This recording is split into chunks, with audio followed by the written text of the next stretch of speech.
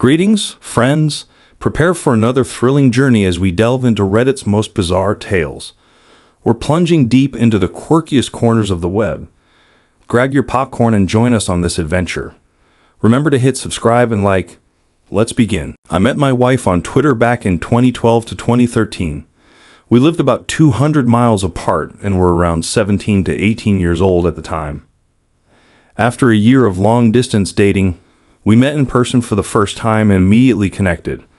About 2 years later, at the age of 21, I moved in with her and her parents, who had already met and approved of me. Within the first year of living together, we got our own apartment. Her parents lived in a 2-apartment house, and when the upstairs tenant passed away within 6 months of me moving in, we moved upstairs. We worked at the same place for about a year before being laid off. I transitioned to a career in it while she was unemployed and struggling with depression. I took on all the bills, and she decided to enroll in beauty school. After 9 months, she graduated and became a nail technician. This was between 2016 and 2019. Since then, she has been financially stable. I continued paying the bills while she covered food, outings, vacations, and clothing. Around 2018 to 2019, just before the pandemic, she started hinting at wanting to get engaged. I was financially struggling but trying my best. In 2018, her stepfather, who raised her, was deported, which deeply affected her emotionally. The pandemic added more stress to her life. That same year, she joined a Korean group called Shincheonji, which influenced her to believe a Korean man was Jesus reincarnated.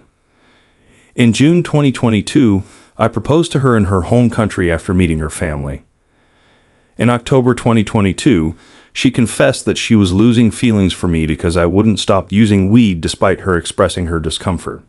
She also felt I wasn't engaging in activities together, which was important to her. I worked on these issues, and we found compromises, but I sensed her drifting away. In December 2022, I made a mistake and emotionally cheated on her by confiding in a coworker about my relationship troubles. She discovered these messages. New Year's 2022-23, I spent alone as she wanted to end our relationship due to my emotional infidelity. I begged for another chance and she agreed. February 2023 was great, and by May-June 2023, things were almost back to normal. In July 2023, we got married and had a wonderful honeymoon. In October 2023, she realized she was in a cult, which caused her emotional and psychological distress. She was deeply affected, and the cult had convinced her our relationship was unholy since we weren't married. After leaving the cult, she confessed that she felt pressured to marry me because of the cult's influence and regretted not experiencing more of her 20s.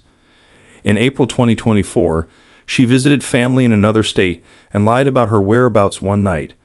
When confronted, she explained she didn't want to feel controlled. I discovered she added a guy on Snapchat, which she explained as wanting to see if she still had the appeal. This led to tension between us. I offered to separate, and she agreed, so I moved back 200 miles away.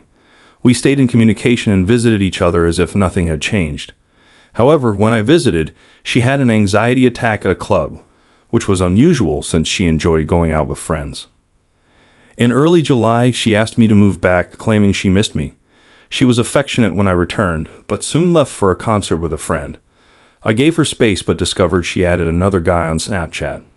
When questioned, she admitted she danced with guys but insisted it was not inappropriate. After all this, she decided she no longer wanted to be with me and felt I deserved better. She said our relationship felt like a never-ending cycle that would not improve. Now, I'm back 200 miles away reflecting on everything that happened.